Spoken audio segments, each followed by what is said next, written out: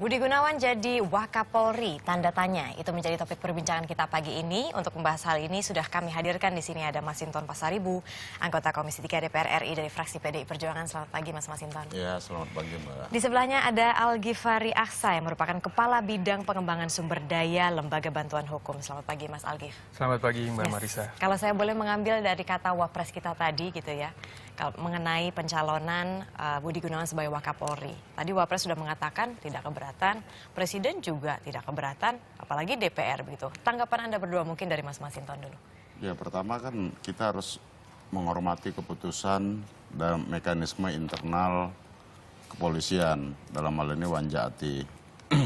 Nah, apapun keputusan Wanjaati itu harus kita hormati sebagai sebuah proses yang dilalui oleh Polri untuk mencari pimpinannya gitu ya, Wakapolri dalam hal ini. Nah tentu proses ini juga di samping harus kita hormatin sama-sama juga nanti proses ini juga bisa berlangsung cepat karena selama beberapa 3 bulan lebih itu terjadi semacam gonjang-ganjing itu ya terhadap pandangan publik terhadap kepolisian. Nah tentu dalam hal ini kita berharap pasangan Kapolri dan Wakapolri nanti bisa saling bersinergi, bekerja sama untuk membangun kepolisian yang profesional, humanis. Dan pasangan ini yang menurut DPR ideal adalah Pak Badrodin Haiti dengan?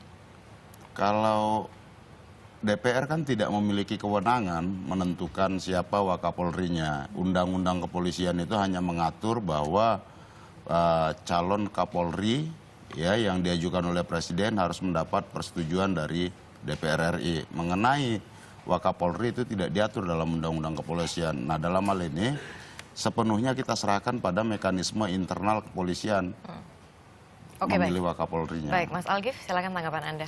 Ya, tadi dikatakan oleh Bung Masinton 3 bulan gonjang-ganjing.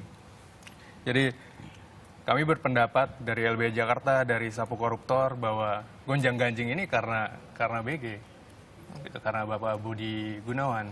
Dan kami ingin menguji sebenarnya dan konsisten dengan statement Bapak Jokowi tanggal 18 Februari 2015 ketika membatalkan Komjen Budi Gunawan sebagai Kapolri. Di situ disebutkan bahwa pembatalan adalah dikarenakan ada protes di masyarakat. Dan kami menganggap dengan dicalonkannya Bapak Komjen Budi Gunawan itu akan ada pertaruhan cukup besar terhadap Jokowi JK, yaitu nawacitanya. Di nawacitanya, nawacita Jokowi di angka 4 dikatakan bahwa tujuan dari nawacita adalah sinergi dari penegak hukum, kepolisian, KPK, PPATK, kemudian Kejaksaan Agung. Dan 3 bulan ini tidak sinergi ketika ada pencalonan Budi Gunawan, seperti itu. Jadi menurut Anda kalau misalnya nanti pasangan pemimpin teratas begitu ya, Polri kita adalah Pak Badrodin Haiti dan Pak Budi Gunawan, nawacita itu tidak dipertaruhkan. Nawacita Jokowi JK dipertaruhkan. Bagaimana dengan anggapan bahwa kan kalau misalnya terkait dengan Komjen Pol Budi Gunawan secara hukum juga sudah clear begitu? Secara hukum sebetulnya belum clear. Kasus Komjen Budi Gunawan saat ini masih di kepolisian. Selasa lalu, Mabes Polri ingin melakukan gelar perkara. Kemudian entah itu berujung kepada dilanjutkannya kasus atau di SP3 kan. Gelar perkara terhadap Budi Gunawan itu belum pernah dilakukan. Kasusnya juga belum pernah dihentikan oleh Mabes Polri. Kasusnya di Mabes Polri saat ini. Berarti nanti misalnya begitu ya, karena kan sejauh ini memang calon terkuat. Kalau misalnya di antara 8 calon itu adalah Komjen Pol Budi Gunawan. Ya. Menurut Anda, apa yang akan terjadi pada pelimpahan kasus BG yang tadinya dari KPK, kemudian dilimpahkan ke Kejaksaan, sekarang ke Polri? Satu, pastinya itu ada konflik kepentingan. Kedua, ya kita tidak yakin kasusnya akan dilanjutkan seperti itu. Nah, tadi dikatakan bahwa keputusan Wanjakti harus dihormati. Tapi harus diingat, walaupun Undang-Undang Kepolisian itu tidak mencantumkan mengenai posisi Wakapolri, tapi di Perpres tahun 52 tahun 2010 tentang susunan organisasi dan tata kerja kepolisian dikatakan bahwa di pasal 54 junto pasal 57 bahwa pengangkatan eselon 1A di mana di situ termasuk Wakapolri itu harus konsultasi dengan presiden. Presiden punya otoritas di situ. Dan jika kita kaitkan dengan statement presiden di 18 Februari ya clear, jangan dilantik sebagai Wakapolri, cari yang lain seperti itu, Pak. Apakah betul memang kalau misalnya jabatan Wakapolri ini siapapun yang mengisi nanti harus mendapatkan approval dari presiden, Mas Masinton? Ya, presiden sebagai atasan langsung dari Kapolri kan harus melaporkan ke presiden, itu aja sebenarnya. Bahwa nanti presiden memberikan pertimbangan aja itu tentang Wakapolri. Nah, jadi yang perlu kita ini kan adalah pertama itu status hukum Pak Budi Gunawan itu sekarang ada di Bareskrim dan itu akan digelar perkara. Nah, kemarin yang diinikan oleh teman-teman LSM digugat oleh teman-teman itu mengenai rekening gendut dari Pak Budi Gunawan sehingga penetapan tersangka oleh KPK apa segala macam itu juga digugat dan sudah ada putusan pra peradilan. Nah, itu juga kan harus kita hormati. Dalam hal ini kita nggak bisa ini negara hukum bahwa kita nggak bisa memvonis orang berdasarkan opini, nggak bisa menghambat karir ya. Apapun Wakapolri atau jabatan lainnya itu adalah hak asasi dari Pak Budi Gunawan. Jadi posisi dari kita DPR juga nggak boleh menghilangkan hak asasi orang dalam hal ini. Kalau memang ternyata secara hukum tidak bermasalah, dinyatakan clear and clean, ya hak asasi itu wajib diberikan. Kalau kembali saya boleh mengambil kata-kata dari Wapres kita yaitu Yusuf Kala yang mengatakan bahwa ya presiden juga tidak keberatan kok kalau misalnya BG ini menjadi Wakapolri begitu. Apakah berubahnya posisi presiden kalau misalnya saya ambil dari Algif tadi ya, itu karena deal-dealan yang sudah terjadi antara Presiden Jokowi dengan DPR ketika bertemu 5 April lalu? Ya, itu forum konsultasinya antara presiden dan DPR, di mana DPR sudah menyetujui, sudah memberikan persetujuan terhadap Pak Budi Gunawan sebagai calon Kapolri yang diajukan oleh presiden sebelumnya. Nah, tentu dalam forum konsultasi itu presiden menjelaskan bahwa beliau mengajukan Badrodin Haiti alasan ininya pertimbangannya bla bla bla bla, dan kemudian akan menyerahkan pada mekanisme internal kepolisian mengenai Wakapolrinya. Nah, apakah ini ada deal apa-apa? Tidak ada deal di sana, tapi presiden pasti punya pertimbangan bahwa status hukum Pak Budi Gunawan itu sudah clear ya, sekarang akan digelar nanti di Bareskrim, bahwa ternyata juga yang dikhawatirkan sekarang itu indikasi bahwa Pak Budi Gunawan dikriminalisasi oleh pimpinan KPK sebelumnya, dan itu berbahaya Anda dalam konteks negara hukum itu. Ya, saya ingin menanggapi bahwa tadi status hukumnya belum clear, gelar perkara saja belum seperti itu. Nah, saya menilai bahwa di pra peradilan Budi Gunawan ada sirkus hukum di sini. Gitu. Ada keanehan putusan Bapak Sarpin. Kemudian KPK tidak mau peninjauan kembali. Ada apa seperti itu? Kemudian ketiga ada pelimpahan dari KPK, kejaksaan, kemudian kepolisian yang ini sebenarnya anomali di bidang penegakan hukum seperti itu. Jadi sebenarnya ini peristiwa yang luar biasa dan sangat politis. Jadi wajar jika terjadi deal-deal politik di DPR bahwa oke, tidak jadi dilantik sebagai Kapolri, ya minimal Wakapolri. Toh Wakapolri itu sama tugas kewenangannya di Perpres 52 tahun 2010 di pasal 4 huruf poin 1 dikatakan unsur pimpinan di Polri ada 2, 1 Kapolri, 2 Wakapolri. Jadi 2 pimpinan di Kapolri. Di pasal 7-nya dikatakan, pasal 6 dikatakan tugas Wakapolri ada 3. Pertama adalah membantu Kapolri untuk menjalankan tugas sehari-hari.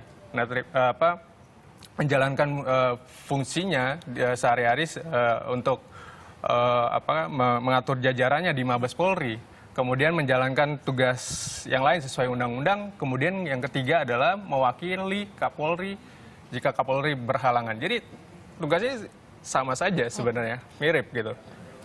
Jadi Anda mengatakan bahwa ada kekhawatiran bahwa akan ada dua matahari begitu jadinya? Ya, ada dualisme, ada dua matahari, kemudian akhirnya tidak sinergi. Akhirnya nawacitanya dipertaruhkan. Akhirnya tidak sinergi, tapi ada juga yang mengatakan bahwa kemarin itu kan yang mencalonkan nama Pak Badrodin Haiti ketika Pak BG akhirnya tidak menjadi Kapolri begitu ya. Pak BG bertemu dengan Presiden Jokowi dan mengatakan ya sudahlah Pak Badrodin Haiti saja. Itu sinerginya akan bagus bukan? Kalau misalnya memang mereka berdua terpilih.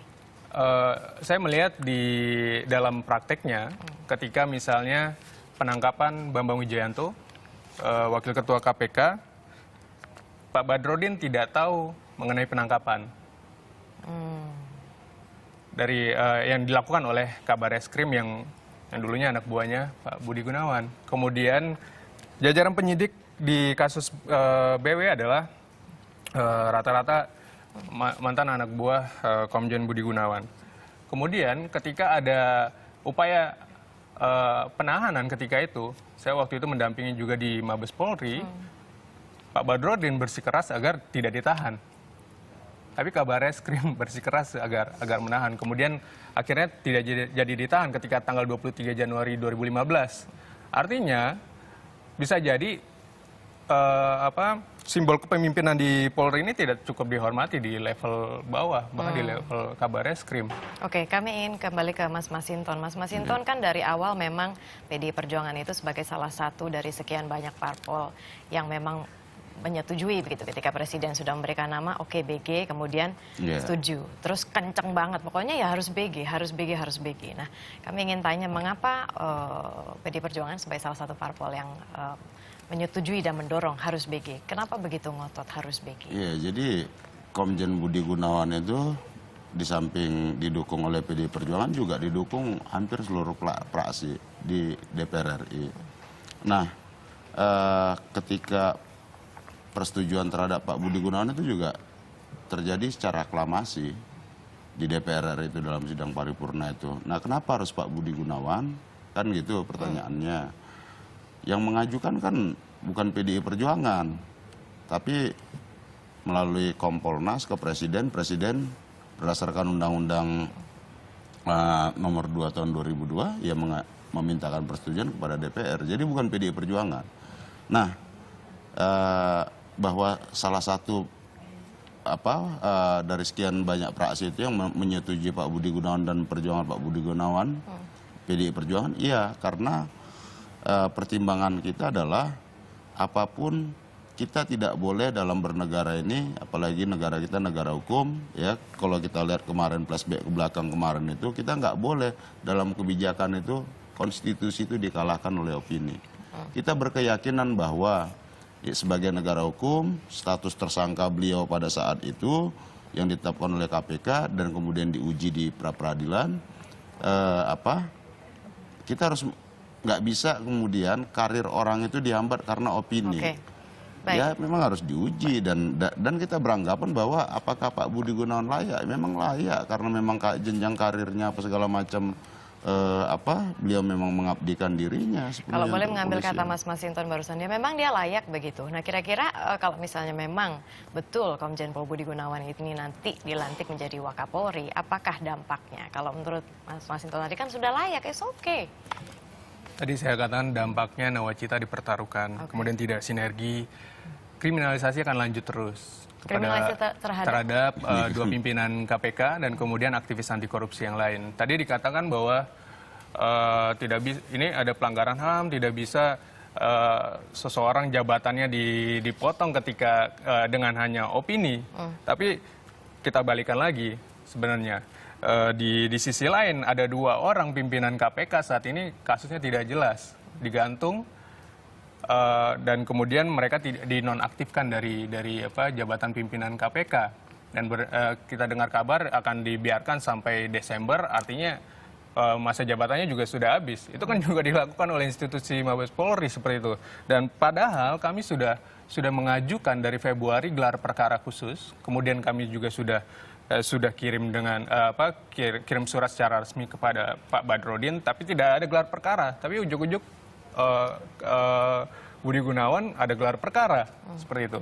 Jadi kalau kita bandingkan, ini memang ada ketidakadilan juga ada perlakuan khusus terhadap Bapak Budi Gunawan di sini.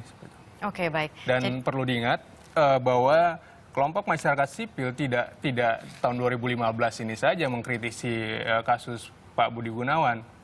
Saya adalah lawyer dari Tama Satria Langkun yang tahun 2010, tanggal 9 Juli 2010 dibacok karena dugaan kuatnya adalah dia melaporkan kasus rekening gendut ke KPK. Di situ di Polda saya katakan Polda harus panggil Budi Gunawan karena yang dilaporkan adalah Budi Gunawan.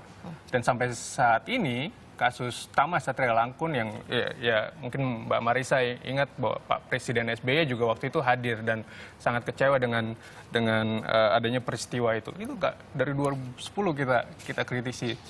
Oke, baik. Terima kasih banyak di sini Mas Algif dan juga Mas Masinton. Tentunya siapa yang menjadi Wakapolri sampai sekarang kita juga masih belum tahu.